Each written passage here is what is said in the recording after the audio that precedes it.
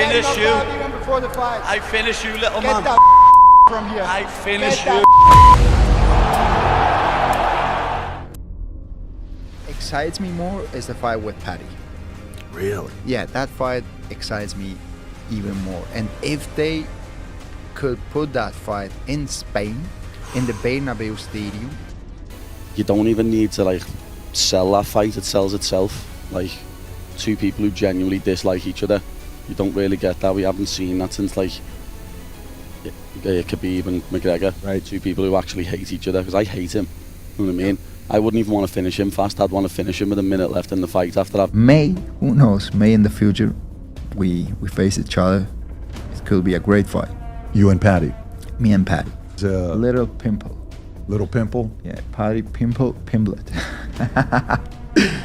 The hand sanitizer boy knocked Holloway out, didn't see that coming, but give him his due. Good finish. Max was the better boxer, but ILIA's the better swinger, isn't he? And he ended up catching him with them big shots on the button. So congrats, fella. Can't wait for Vol to come back and beat you up. I'm willing to anytime. I'd love to fight the Chorizo lad, know what I mean? I've been saying it for years, I'd love to fight him, and now that he's moved up to 55, it's a real possibility. It looks like he's just sitting out waiting for Islam, but I personally think I should be the one to welcome him to the lightweight division. It's got a built-in storyline.